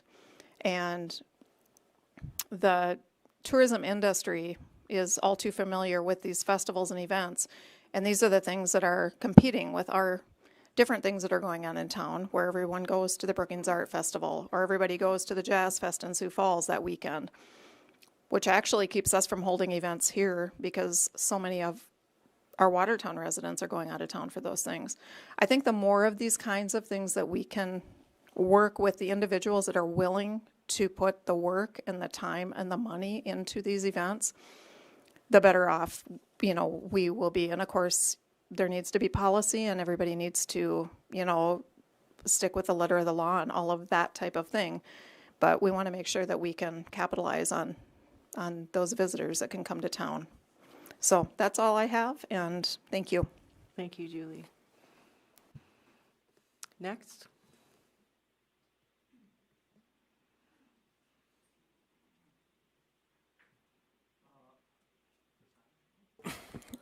No worries. Mike Lawrence, owner of Harry's. I wanted to kind of touch on a couple of different things. One of the things was the location. Limiting the location is kind of not the right way in my mind. I mean, I can't seat 1,000 people. If I go to Shopko or Crossings Plaza and Mr. Brandwright rents it to me and says, here, you can have an event here too. That's open for everyone. It's fair for everyone. I'm able to go in there and use the license and create an event, like she said. So everyone has that opportunity. And I think that's probably my biggest point that I want to make tonight is this isn't special. This is an opportunity for everyone. It's actually getting people to be proactive, to go out and do things in our community, and setting up the infrastructure for that. Let's say it's 1 weekend or 2 weekends or 3 weekends in a row. If you set up that infrastructure, you can only do it for 60 days. You're not going to go buy a building and open a bar for 60 days. But if you're able to set up this infrastructure, let's say it's a stage or an event or something of that nature, and you spend that money on that infrastructure, you're taking a risk every weekend to make sure that's a success. It's a limited success, but it's a success that you have a chance, and everyone else in this community that has this license has that same chance. So it's not like we're picking favorites here. Anyone can go out and do this. I think another thing she touched on is sales tax. I've never, right now we're trying to use everything in our toolbox at the maximums to try to draw people into our community. Here we are saying, well, let's maybe limit this a little bit so, that it doesn't get abused. It's like, well, if somebody's going to be proactive and go out and do something, me as a bar owner, it's my competition, but at the same time, that concert brought people into my bar, and they ate and then they went to the concert. So I think bringing people in, I don't think there's if you had 800 people there, there's a strong percentage, maybe 10, maybe 25%, that came from out of town to go to that concert. And they went to that concert and they ate before, and they probably stayed at some of them in our hotels, and if he was to do that 2-3 weekends in a row, I still have the ability.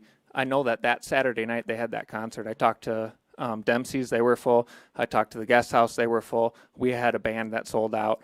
I mean, there was people in our community. There was people out there, and it didn't affect us in a negative way, and it actually was a positive way. So I think using this to the maximum, creating that extra sales tax in our community, I think it's a good thing. I think that it encourages people to go out and be proactive and do things and spend money and take that risk. And some people will fail, some people will succeed, but everyone has that same chance. And so I think that's my point. Thank you. Next. Tom Alverson, I'm owner of Shooters. I'm helping getting the dart and pool tournament going. We have had people from Kansas City, Colorado, multiple people from North Dakota, Minnesota coming to this event. Setting it up when I met Julie, we've called every hotel that wanted. We blocked off 25 rooms per hotel and put it on our flyer so everybody can call ahead. So I think it's going to be a huge thing for hotels, people going out and eating. It's going to be a big thing. So. Thank you. Next. Hello, Brian Brandwright. I'm owner at Crossings Plaza, the former Shopco. You talk about progressive. I sat in my chair back there and listened to the mayor's speech tonight. I was pretty proud to be in Watertown. When you look at the list of things we accomplished as a community, it's pretty awesome. One of the things we fall short on is we really don't have facility in this town. I mean, how many times have we all gotten our vehicle, went to Sioux Falls, to the cities, maybe to Brookings, to the Swiftel Center? Wouldn't it be cool if we had somebody like Brett Michaels come to Watertown to a concert here, and we had people coming from the Twin Cities, from Brookings, from Aberdeen, Sioux Falls? This could just be the start of something. I don't feel like maybe this is the time, like after 9/11. I was in business then. Profit margins narrowed up substantially. Anybody who carries a liquor license right now, the bar business, I mean, DUIs, people don't drink and drive like they used to. The bar business is probably tougher. Having this ability to transfer your license and stay open in your current location is a huge, huge deal. I think we really would be going backwards to change our mind. You talked about maybe limiting the 15-day thing. Yeah, right now maybe the pool and dart tournament will be 2 and a partial day. But what if it works into something that's bigger than this? I mean, we do want to be progressive as a city and us as business people. I don't know if limiting that really is the answer, because for me, I mean, I have a huge investment there. We plan on putting more money into it constantly so we can keep doing this. But just for a few evenings, that won't get it for us. As you know, construction's costs have doubled. So I would really like to see you leave the license the way it is and try this. Can we come back in a year and be like, it just didn't work? Sure. But I don't see that being the case. We're following all the rules. It went off without a hitch. We had 2 officers in the facility the entire evening. There was no issues whatsoever. I take that pretty seriously.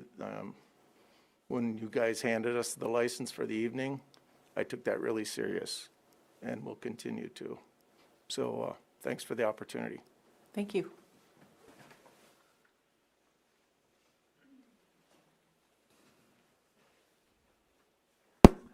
Good morning. Evening. I learned a couple things just now. I learned who Brett Michaels was. I'm really sorry about that. After I asked that, I realized that was a really bad question to ask. So we'll see how the rest of the evening goes. I just got a couple quick comments to make on it. I'm as a owner of Dempsey's Brewery Pub and Restaurant. I mean, we get a lot of tourists that come through this town. We get a lot of people that stop by, have dinner, and kind of talk. And seeing these events, like the event that we saw at Crossroads, was a huge boon for the community. We're just seeing all of these people come out, eat at our restaurants, dine in our little shops, go out and just to get them out in the community and kind of witness what a great community we are and see what we're about, and just getting them here when I think there's probably would have been a chunk of them that wouldn't have came except for the event that happened, and seeing the idea that we can create more of the events by doing this special liquor license, I think is just I think it's, I don't want to say it's a no-brainer, but I think there's more positives than there are negatives on that. I mean, I would like to see poison, I guess. That gets me out of trouble, I guess. So, I mean, that's kind of all I really had to say, was that I'm very supportive of this idea, because it just kind of gives you the ability, it gives you more arsenal in your tool bag to kind of come up with new events, come up with ideas, kind of really work out some new ideas to maybe, I know Brookings is a kite festival, and I've like had that in my head all day, because I was like, we could do something, but we could, well, obviously it won't be a kite festival, but something like that could attract more people in here, that couples with this, that would be, you know, that could be something that replaces that, or that keeps people around for that day. So, thank you very much. Thank you. That was Sean Dempsey from Dempsey's. Sorry. That's all right. We know who you are. I'm Tom Bolt from Cloud9 Bar and Casino. I'm certainly not opposed by this whole deal. I think it's a great thing for the city to have this event license.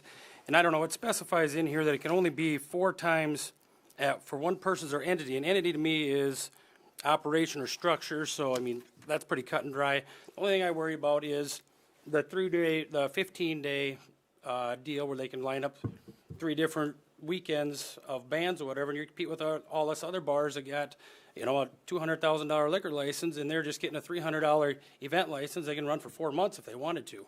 I mean, I think it needs to be cut down for, you know, that 3 days, 4 days, maybe. That'd be totally fine, I think. I think this license was maybe more brought to the attention for the Festival of Trees or Pro Pheasants and Ducks Unlimited from all the other councilmen I've talked to. Me and I've talked to a couple other bars who are concerned about the whole 15-day deal. I have no problem with the license at all and whatnot. And it does specify in here that it's you know, it's at 4 times at one entity. You know, and if you look up entity, it specifies that it's a place or structure. So, other than that, I guess that's my only concern is the 15-day deal or what. And I know it's got to pass the city council regardless. And I just wanted to kind of show it out to you guys. So, thank you. Anyone else? Okay, thank you all for sharing. Council, would you like to discuss this? Anybody have any suggestions? Councilman Hoyer? I guess I'd just toss out, having done some research into it and everything, but the way that the state law is written, it's actually less stringent than what we do on the local level. We've already refined it down a bit. Yeah, it's the 4 times annually. That's the more restrictive part that we did. There's certain situations too, statewide where it doesn't need to even be reviewed by the council, but we have some language in there so that you do. I guess listening to it, the challenge that I feel like if we start playing with the 15-day scenario is that how are we going to end up defining that? Somebody can call anything a festival, and then it just happens to have events that happen on 3 separate weekends. That's the only place where I see this getting really tricky to define and split hairs. The way it's written and intended, it does sound like, yes, it is for one individual event. But again, this gets used for Sturgis, which definitely has different things that happen throughout the week. To me, it's one of those things where there's a lot of opportunity for whoever wants to use it the way they want to, I guess. Most folks, I don't think, are going to see a ton of change from it anyway, because the city does a lot of the big events in town right now and manages those if it's just beer, wine. But in the event that there's hard alcohol there, yes, this changes. But I don't know. However they choose to use their 4 events annually, I guess it's kind of up to them. But that's where I would say that if we start trying to split hairs on it, I think we're just going to open a can of worms. I think you guys can self-police pretty well with it, and there are already limitations in place. I think it was written fine the way it was. Thank you. And City Attorney, please correct me if I'm wrong, but I believe when a license proposal comes before the council, you don't have to be the full 15 days. It could be a shorter period, or you can ask questions of the applicant and make any restrictions that you want. Is that true, Matt? Yes, that's correct. 15 days is the maximum allowed, but there's also language that says duration of the event. And so I don't, I think the intention is to define an event and however the council deems appropriate and approve the license for the duration of the event, up to 15 days. Right, so you do have some flexibility in how you approve the license. Councilman Villar? Matt, when did we put this ordinance in place? I know it's a state, it dovetails with the state, but when did we actually adopt ours? The second reading was at the first meeting of December of 2020, just recently. Okay. And the ordinance became effective the first of this year. Now that was just the addition of the on-sale version of this, as well as the 3 additional categories that cover donated beverages. Oh, that's right. But the other 3, we've had a special event license framework since the state adopted it. We just recently added the on-sale license portion. There's been special event beer and wine available for many, many years. Okay, I forgot that part, but thanks, Matt. I mean, to me, it looks like we're trying to fix something that isn't necessarily broke. I guess I'd be inclined to leave in place we've got and see how it goes, and if it needs tweaking at some point down the road, we address it at that point. That's my thoughts. Anyone else want to weigh in? Councilman Holeen? Thank you, Mayor. Yeah, I want to thank everyone for coming tonight. I had received a few calls on the other side wanting to limit it, but I see the impact that it could do to Watertown. I see that it brings opportunity to the community. So I thank you for showing up, and I want to encourage everyone involved that this is how it can police itself going forward. The council is going to have to pay attention every time one of these special events licenses comes forward. We're going to have to do a better job of asking questions. How long is the event? Should it be more than 4 days? A long weekend? Should it be 15 days? That's up to us, but that's also up to the citizens of Watertown to come forward and say, I think that they're abusing this. I do think that there is room to, I think it would behoove us to define what an entity is.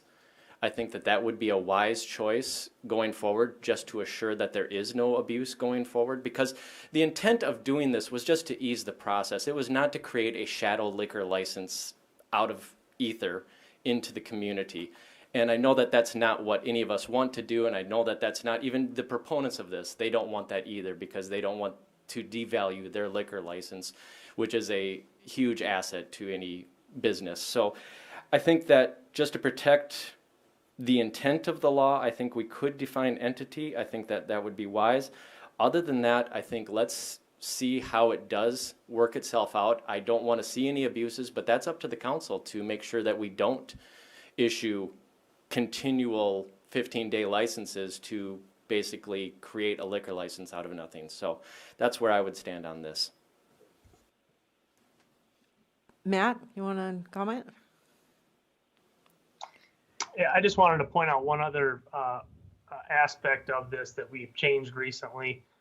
I can't remember when it was, maybe a year ago.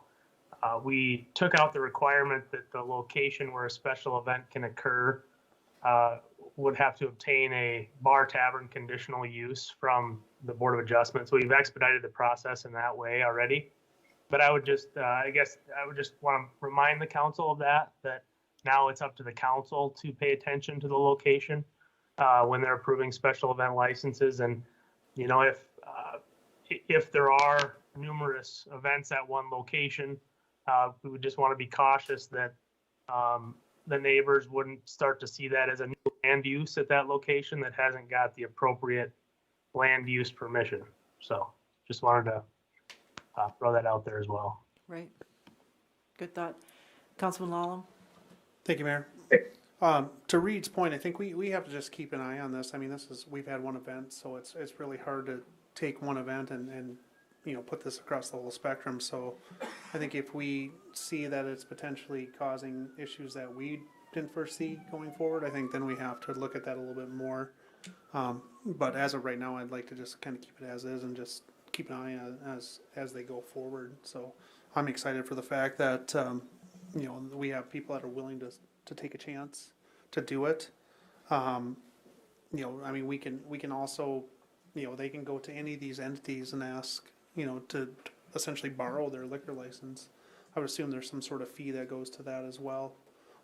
So, I mean, it's, if you only have so many that you're allowed to do in a year, it's not like they can continually go to the same person and say that, hey, I want to use your liquor license this weekend and this weekend and this weekend and this weekend. So I think there's a little bit of, you know, just as kind of watch to see how it goes. And, you know, we just keep an eye on it. I think, you know, Watertown's pretty good as far as, you know, policing themselves on a lot of these items. And I appreciate everyone coming in tonight just to, you know, to voice their opinions either way.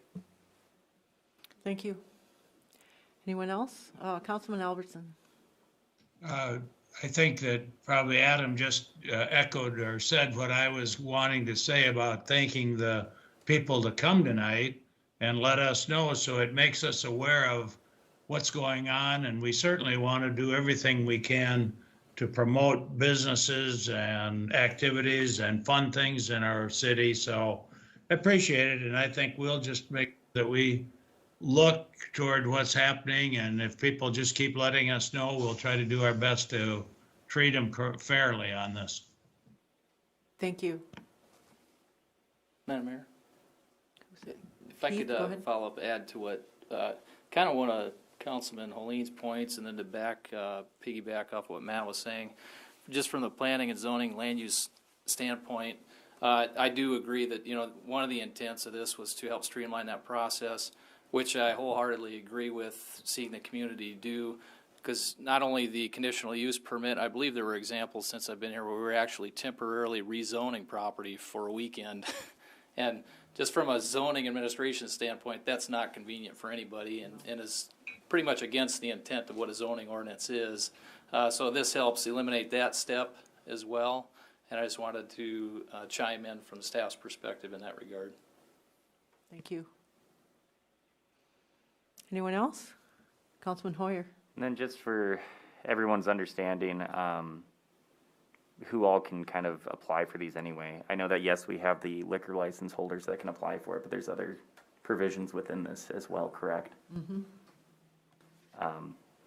I guess if you want me to read it out here too, this is in the state law, so I think this is where we're pulling that from. Matt, could you maybe chip in actually, since this is definitely your lane? Oh, yeah, I was just going to probably read what you were just about to read, but yeah, so you have to be a current license holder or a civic, charitable, educational, fraternal, or veterans organization to be an applicant for one of these licenses. Right. Okay. Anyone else before we move on? There's no action tonight, so if the council thinks that we need to change our ordinance, there's a process to do that. We could bring it forward. Any change to the ordinance would require 2 readings. So, Councilman Lallam?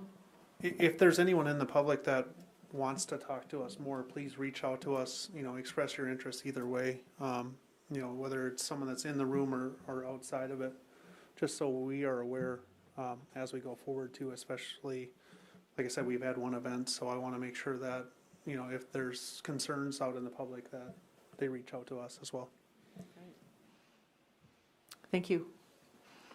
Okay, thanks for coming, folks. And I'm going to move on. Is there any other old business anyone wants to bring up?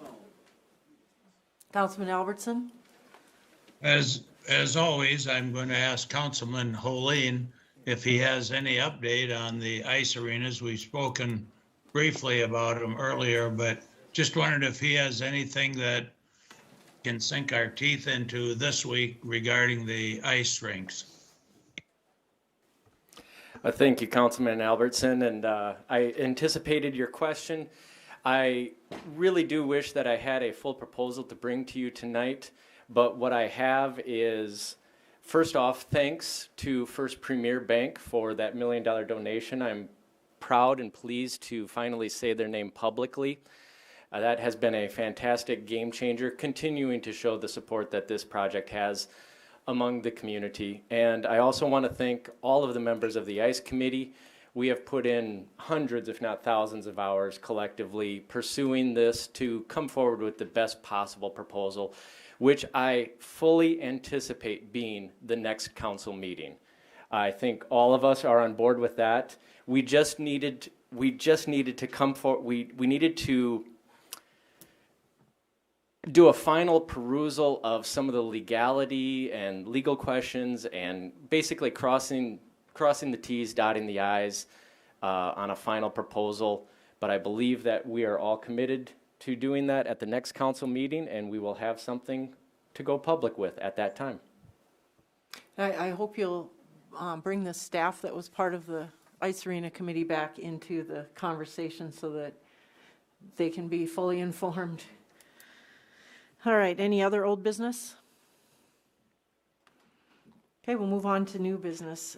Item A is mayoral duties review committee report. I will, I'll take this one on. First of all, I want to stress this is going to be brief. I'm really not expecting on behalf of the committee that we have any discussion or, much in the way of questions tonight. It's just more of an overview of what we've been doing for over the course of the last month, just to bring everybody up to date, including the public, obviously, as far as what we have been doing. I want to keep this very brief, so I'll just run through. I think I've got an outline. There we go. I'll just review real quick. So you're gonna see more about this, or hear more about this at future council meetings or committee meetings, because I think we'll need some in-depth conversations to vet out some of the ideas that may be coming out of this committee. So stay tuned in the future. The committee members consist of Councilors Mantee, Holine, Albertson, Bueller, and myself. We also receive input from our HR director, city attorney, economic development director, and as well as our mayor.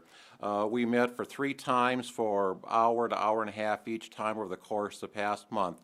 One of the first things that we kind of concluded as we looked at this is that our home rule charter, as amended 2 years ago, does a good job in general laying out the duties of the mayor and the city manager. So therefore, we're not suggesting any changes to our home rule charter, because that would entail a public vote. So we're looking at no revisions there. But we may need to clean up a number of items in our ordinances to reflect changes to our city manager, and maybe some committee recommendations that may necessitate some additional ordinance changes. Matt, our city attorney, was heavily involved in these conversations and is aware of what we're referring to there, that just by virtue of the change of our governance, that there are some cleanup revisions needed within our ordinance, and possibly a few things that we're going to, as a collective body, as a council, that we may look at suggesting here in the near future coming out of this meeting. When we kicked off, we bounced around as to areas that we touched on, and I want to make clear that we had no preconceived thoughts as to current or possible future personnel for mayor, city manager, or other staff. We took this totally from scratch as far as what we thought our mission was, and so we kind of bounced around on this without any kind of preconceived notions as we started our work. As we dug into a little bit more, and we zeroed in on about 5 or 6 different areas that I've got bullet pointed there that relate to the role of the mayor, some that relate to the city manager, kind of an overlap in some areas, and just to run through some areas that we kind of zeroed in on, had to do with setting of council meeting agendas, economic development, and that's where Chris Shilkin came in as our economic development director, got input from him. We spent a fair amount of time discussing boards and committees, appointments, and formation. We spent a fair amount of time with our HR director talking about how can we resolve staff conflicts or disputes, maybe even some kind of whistleblower protection, because I think as a council, it's always uncomfortable when all of a sudden we realize that we've got some staff issues that have now come before us. They're wondering if maybe we can put some procedures in place ahead of time that might dissipate some of those situations. And then also, one of our fellow council members, Jason Rademski, pointed out that maybe we need some kind of minimum expectations of mayor. I think our thought has probably been that with a change to the city manager, that maybe we want to minimize the mayor's role. Mayor's role is being minimized, but maybe on the flip side, we do look at some kind of minimum expectations. So we talked about, whether it's, hours, and we weren't comfortable doing that. So I think something that we need to monitor going forward as far as what our minimum expectations is as a council, as well as the public, as to what role the mayor is going to play. I think we kind of feel that the committee work is a start, and this should be done on an ongoing basis as we transition our form of governance. In fact, we even talked about maybe we want to have a group such as this meet periodically / annually to review the role of the mayor. I think especially since we are changing so much that it's going to be a work in process for some time. So I think the work that our committee has done to date is really a starting point rather than any kind of end point. So again, more to come from this. I guess I'd open up for comments from my colleagues that were on the committee. If you have anything to add that I may have, I drafted this overview, obviously. I bounced it off my other committee members earlier today, but I guess I would entertain if there are comments that anyone from that committee has at this point. Reed? Councilman Holeen?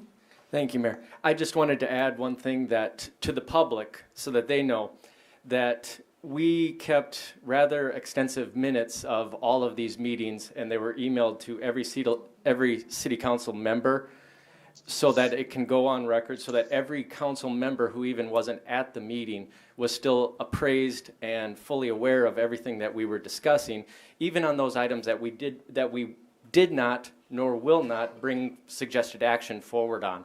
And that was done to create an aura of openness so that everyone knows what we were talking about, to show that we weren't trying to do anything behind anyone's back or specifically addressed to any one person.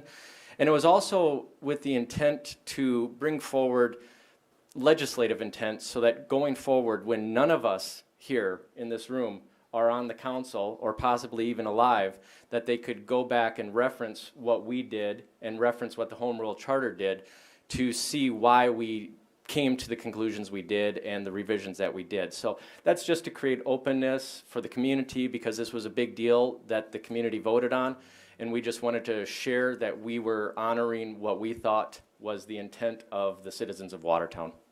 Okay, thanks, Reed. Beth, Bruce, Dan, any comments from your perspective? This is Beth. I think that everything's been summarized real well. I want to just put another pitch out there that if a community member has any questions, you feel free to email any of the committee members. But we're at the point now, as Reed said, where we've done a lot. I like the idea of the legislative intent, or the intent to legislate, because how many times have we sat here as a council and said, well, I don't know, maybe they thought this or maybe they thought that, and we're trying to second guess what a council 10 years to us did. I think we're laying the groundwork for this to be very clear and keep future councils from having to go, well, I don't know. So I want to thank the other people on the committee as well, because this has been a lot of hard work, and it'll be worth it. It really will be worth it, because this is one of the most important things we're going to do, those of us sitting here. Thank you. Councilman Bueller? Thanks, Mayor. First off, I'd like to thank the other council members who have put time in working on this whole project. When we undertook this issue, I think that we really needed to provide some sort of clarity on some of the duties and responsibilities, more of the dig down a little bit on the procedures, and like Glenn had pointed out, by the way, Glenn, you did a nice job with that, I think, with your notes here tonight. And also I'd like to thank Reed for all the work he's done with keeping notes for this committee. But, mainly the big thing is clarity and responsibility for the duties, responsibilities for the mayor and for the city council, as well as the city manager, so that we're not stepping on toes, and each one of those entities understands what their responsibilities are. I think that's a big part of this. At first, we kind of thought that maybe the home rule charter spelled this out enough, but as we delved into this, we found that there were some details that we felt need to be ironed out, so everybody understood what those responsibilities and duties were for each other. So that's what I have. Thank you. Thank you. Councilman Albertson? Thank you, Mayor. I would just say the same thing here, that there were so many things that we thought were just obvious, and once we sat in these meetings and started discussing them, we found out that they weren't quite as obvious as we heard. So hopefully this committee has set forth some things that people in the future can follow. So I appreciate everybody's work on that. Thank you. I guess I would just say as a kind of a wrap up then, this group kind of got off to a rocky start when we were looking at forming it a couple of months ago. But I think in retrospect now, I think it was time well spent on the part of the committee and those that we got input from. Time well spent in the past, and I think it's going to be time well spent going forward too, as we as a full council delve into some of what may come out of our recommendations. And I want to thank those two that were involved, both my fellow council members as well as those other that we got input from. All right, thank you. Okay, another item of new business. I would like to let everyone know that the state is now reporting the sales tax revenue from remote sales. So the internet sales is now a report, and I will send a link to that report on the state website in my next weekly update to the council. It's pretty interesting. I've tried to, unfortunately, you have to open up, it's month by month and and city by city. So yeah, if you want to compare it to all of the sales tax generated, you have to open a different report, and it's cumbersome, but I'm curious as to how we rank compared to other communities. And what I've learned, for us, it's about 5% of the sales tax revenue that we collect comes from remote sales or internet sales. And other communities, it's more. I haven't seen anyone where it's that low. So go us. What that says is our folks are shopping local more than the other cities. There's a lot more shopping online being done in Aberdeen as a percent of their revenue. So I think that goes to show that we have good opportunities in Watertown for people to spend their money. So just wanted to make that. Is there any other new business? Okay, any liaison member reports? Councilman Vilhar? I want to put a shout out. I attended, as did you, Mayor, the utility board meeting last week as liaison from the council, and really want to give our a big shout out to our utility department for weathering the weather here a couple of weeks ago. Our manager, Steve Lehner, talked somewhat at length about different contingency planning that they had in place in areas where maybe need to tweak something going forward.